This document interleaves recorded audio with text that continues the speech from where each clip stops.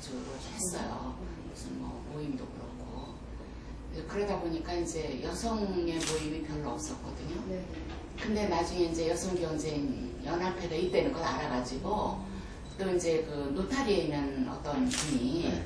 저를 추천을 했어요. 근데 그분이 여성경제인협회 지난번에 신선 회장이라고 2대 회장을 하신 분이에요. 네, 그분이 저를 이제 여성경제인협회에 추천해가지고 제가 이제 들어간 거예요. 그때부터 활동을 한 거죠. 예. 되셨는데 앞으로 뭐 이끌어갈 중장기 계획이랑 그런 건 따로 마련돼 있는 따로 있나요? 우리는 뭐 중장기 계획은 이제 중소기업 그러니까 중소기업 청에서 우리한테 이제 보육센터를 저희가 위탁해서 관리하고 있습니다. 제가 그거는 뭐 중장기적으로 가야 될 것 같고요. 네. 창업보육센터는. 네. 그 외에 이제 뭐 여러 가지 정책, 여성기업 정책을 저희도 발굴을 하고 또 중기청에서도 이제 서로 이렇게 해서 미래의 여성 기업인들을 위한 그 많은 정책을 지금 논의하고 있고 또 펼치고 있죠. 저희들이. 여성 CEO들은 MBA 교육도 따로 하시는 네, 거 있습니다. 네. 예, 예. 신청은 어떻게 진행이 되나요? 신청은 이제 지회마다 네네. 각 지회마다 국내에서는 이제 뭐 우리가 연수라든가 그런 걸 하고 있고요. 지회가 이제 하고 있어요. 기수별로. 지혜가 총 14개. 14개 지회입니다. 지구죠? 예, 예, 예. 신청은 그 지혜에서 계속 신청이 네. 여성 네. CEO라든지 레스토랑 운영하시는 분들 네. 신청하실 네. 수 있게끔 네. 운영이 가능한 거고요. 그럼요. 예. 그 많은 여성 CEO분들, 대표님들 계셨을 거 아니에요? 가장 힘들다고 하시는 점이 뭔가요? 요새? 아무래도 우리 기업은 이익 창출을 하기 위한 그렇죠. 게 이제 기업이잖아요.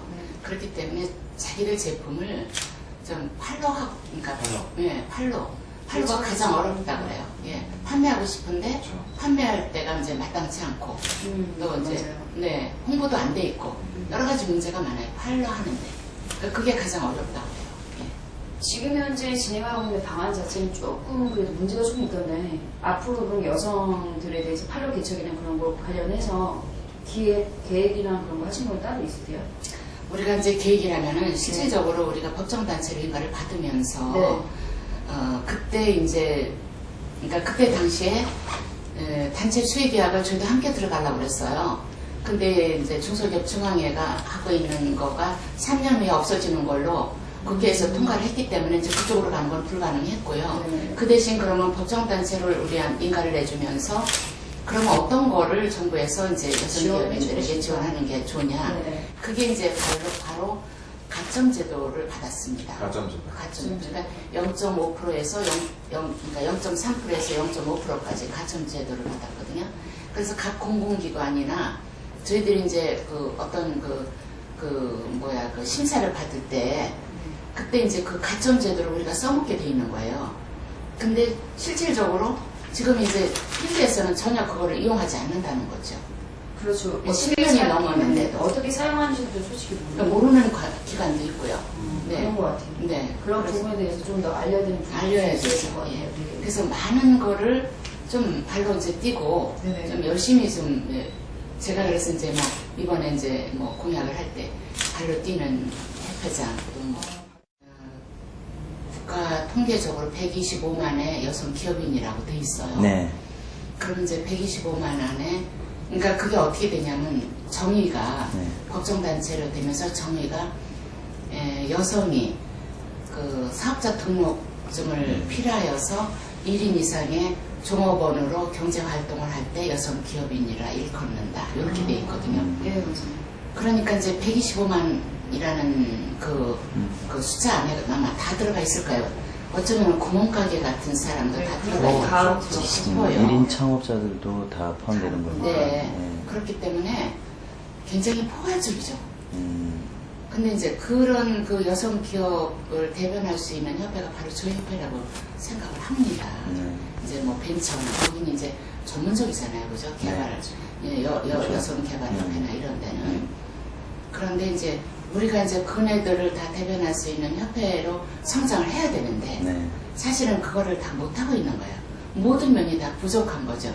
뭐 정부의 지원도 부족하고 또 우리가 이제 정책 개발도 사실은 이제 편해야 되는데 그쪽도 부족하고 하기 때문에 많은 연구를 좀 해야 돼요.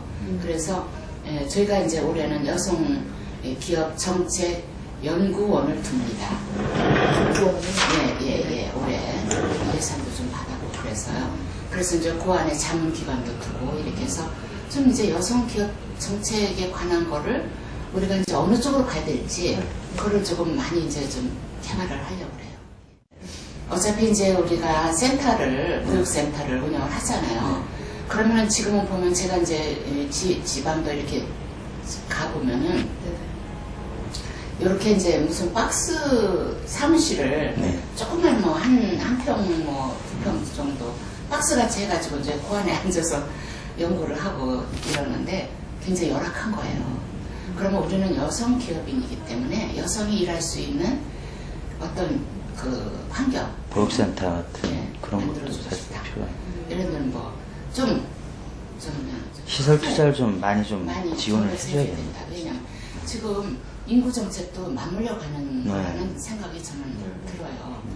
왜냐하면 여성들이 기업을 하려면 뭔가 또 뭐 정말 창업을 하려면 연구를 해야 되는데 애 보육을 좀 신경을 써야 되잖아요. 그죠? 그게 제일 그러면 걱정이죠. 굉장히 걱정이에요. 우리나라. 그런 것 때문에 우리 여기 이제 또 미소도 이제 뭐 있지만은 결혼해서 애 낳는다는 게 좀 겁이 나잖아요. 그죠? 어떻게 키울까? 네. 그러니까 저는 우리가 정말 국가에서 가능한 한 좀 우리가 더 많은 보조를 받는다든가 해서 좀 크게 환경을 보육센터도 그 안에 수요실도 만들어 놓고 정말 더 할 수 있다면은 좀 보육센터도 좀 애들 뭐 시설 봐줄 수 있는 애들을 봐줄 수 있는 그런 좀 시설도 그 안에 좀 둬서 뭐 좀 애기가 뭐 잠깐 해서 울면 젖도 좀 먹일 수 있고 이렇게 그런 시설을 만들어주고 싶어요.